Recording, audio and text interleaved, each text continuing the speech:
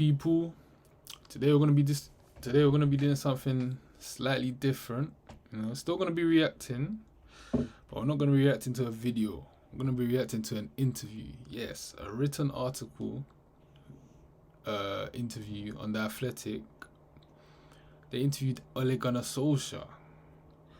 I think this is his first major interview since leaving Man United, So yeah, I've heard some very interesting things about this interview. So let's just get straight into it, man. Ole Gunnar Solskjaer, Cristiano Ronaldo, Glazers, and Manchester United sacking. Okay. So I'm gonna get straight into it, man. The parts that I heard about, I heard what he said about Ronaldo. So that's what we're gonna go to right now.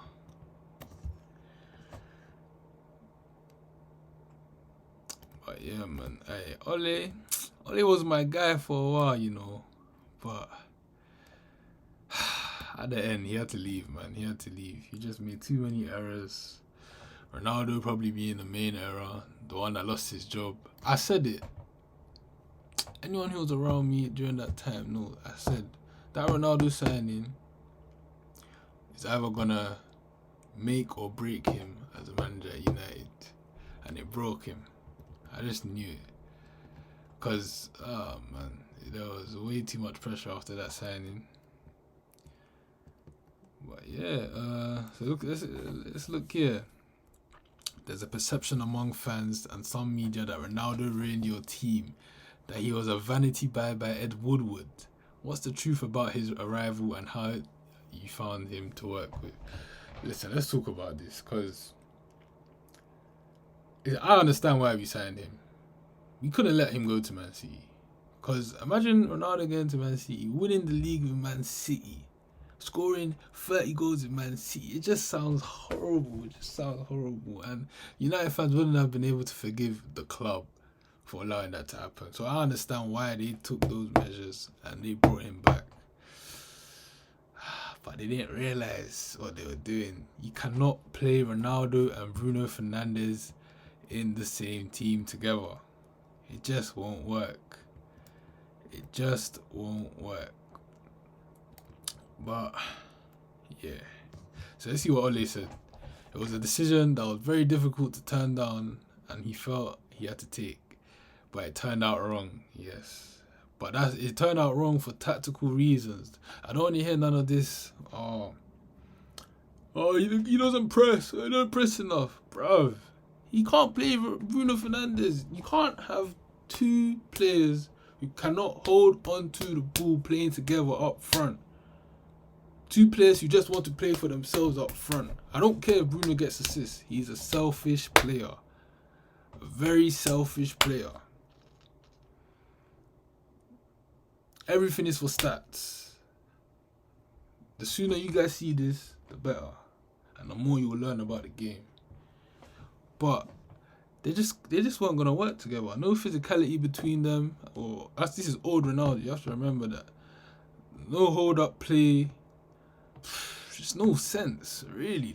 Oh man, the balance was getting there as well. We had a front four of Greenwood.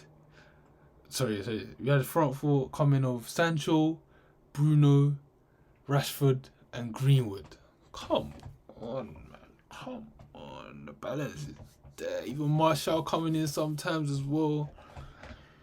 The balance was there, and he goes and kills the balance by bringing in Ronaldo. It's sad. Hey, Maguire. Fuck Maguire, man. I ain't trying to talk about Maguire. What was he talking about? Is the Man United job impossible? No, but it's difficult, especially for managers following one of the best managers ever, yeah?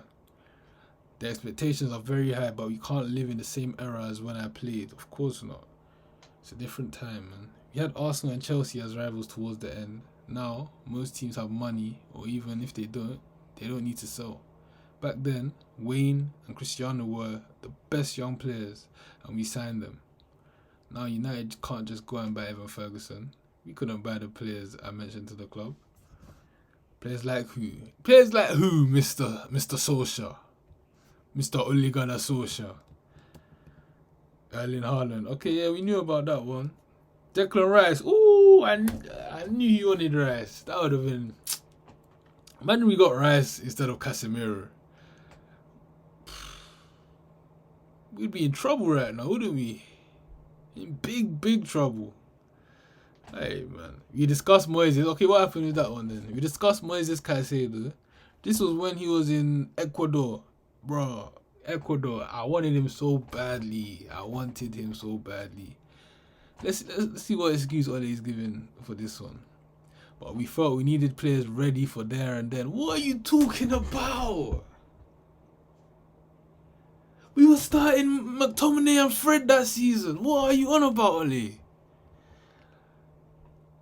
Oh my gosh, this is just making me relive moments that I do not want to relive as a United fan. Maybe this was a bad decision doing this video. You had McTominay and Fred starting in your midfield and you're telling me Moises Caicedo wasn't ready. He was already starting for the Ecuador national team at the age of what? 18. He was ready. Man came Prem. First 6 months. Oh my god. What are you talking about? He wasn't ready, bro.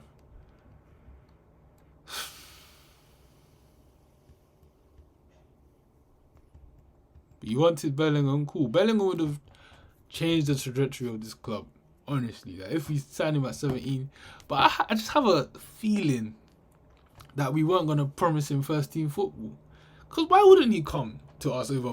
If we promised Jude Bellingham when he was at Birmingham, before he went to Dortmund, that he was going to be in the first team, he was going to play at least 20 games in the first season, and it's gonna increase on and on, and maybe there's gonna be a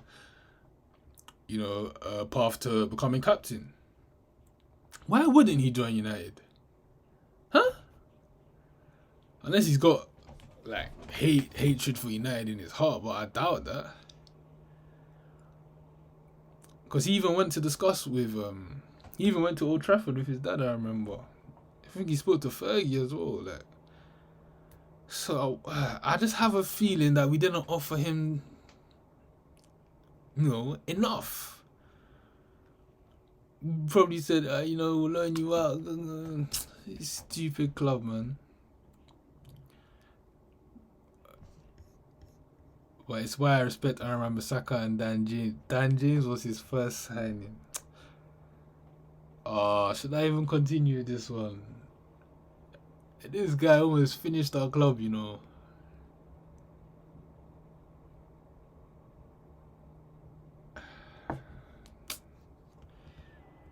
My gosh, man. Dan James, your Manchester United manager, and the first signing you bring to the club is Daniel James. The guy can't even start in the Championship. Like, come on. He's still, like, 24, 25. He can't start in the Championship. He's supposed to be in the